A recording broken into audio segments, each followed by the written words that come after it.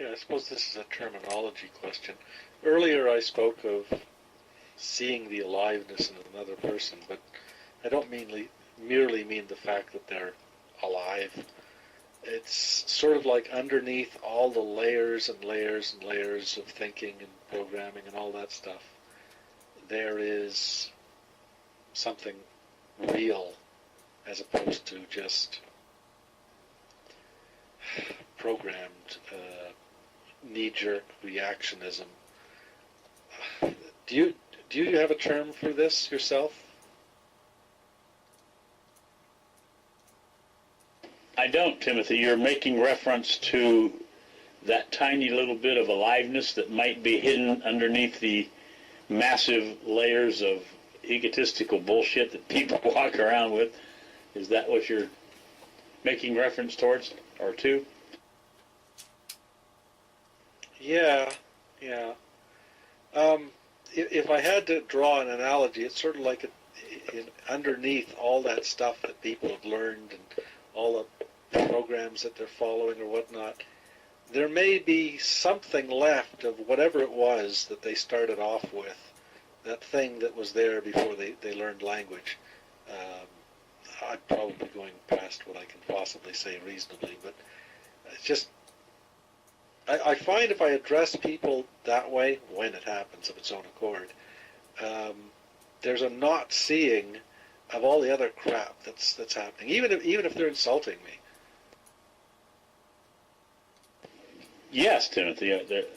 The thing that I do, and the probability is what Catherine does when she runs her room, is I see if I can speak to that place. As a matter of fact, if you'll hear Fred Kent makes the comment every once in a while, sword fighting and thrust and parry. The idea of it is to see if you can, or see if I can sword fight or thrust and parry or move through all of the people's bullshit, all their beliefs and all their thoughts and all of the stuff, that the entire ego, see if we can move through that so as to speak to that tiny little space there that is still there with everybody from their birth. It's the part of us that nobody has been able to beat out of us, and it's in everybody that comes in this room. The problem is getting to it. You'll notice that people type in text here and have nasty things to say to me and sometimes nice things and all of that, but all of what it is that I'm doing is seeing if I can get through that BS that they have like that. Well, that's whatever it is that you're trying to get to underneath all the other crap, all the bullshit as you called it, which I think is probably the best term. I've heard, well, I'm guessing that some people who have some sense of it, they might call it a soul, or I've heard it called the true self, or you're calling it a space. I wonder if people are all seeing the same thing at some level. It's my guess they are. The problem is when you begin saying that, and I don't say it real often, is people then will begin claiming to have that space in large amounts, that they are. I think we had this conversation one other time, Timothy, when we talked about some part of this, that if you give any person a tiny little space of aliveness or realness, they will claim it to be theirs and have it be huge, some large space.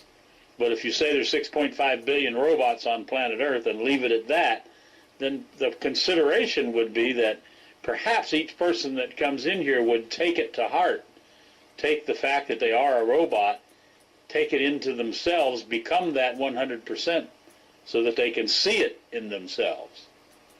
And most people say, no, I'm not that, or I'm alive, or they have all kinds of nonsense. Hello, Fred Kent. Welcome, Timothy. So, if I can understand what you're saying, some people would look at that space, or whatever you want to call it, and say, oh, well, this is what it is, so all I have to do is make it bigger and fancier and more holy, and then I'll be transformed or enlightened or something.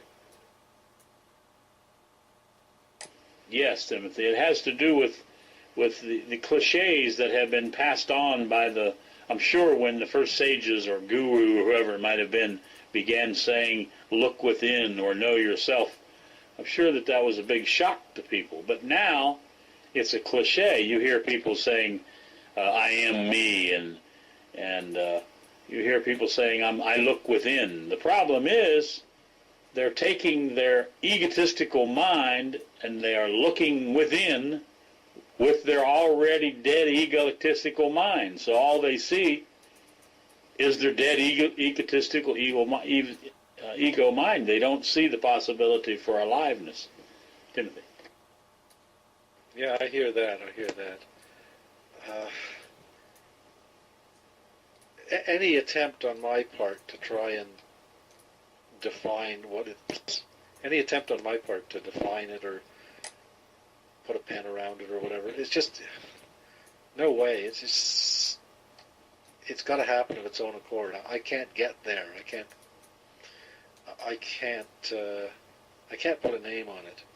It's really complicated in that I can't explain it. Yes, the stuff spoken of in here is the most difficult thing on the planet because it's so simple. Because the simplicity of it is occurring before your complex mind begins to wrap itself. And a complex mind, it's almost impossible for a complex mind to wrap itself around simplicity, because it makes the simplicity so complex, or it wants to make the simplicity complex. You say, know yourself. And the complex mind says, well, yes, I am the kind of person who, and then they start building a whole repertoire, a whole story around themselves, rather than seeing the simplicity. Oh, I'm a liar. And then watching that lie. Watching it as it goes through, as it goes through life, watching the liar go through its life, rather than saying, well, I lie because my dad did this and I had to, all of the excuses that we make about being a liar. If we discover, if someone says we're a liar, and then we live that liar life until it's complete, then we're no longer a liar. We'll just lie occasionally. Can't live on this planet without lying, by the way. Well, except for me, and Fred Kent, and Cliff, and Tex Typer, and Hello, and Daniel D, and Dundee, and I'm lying again.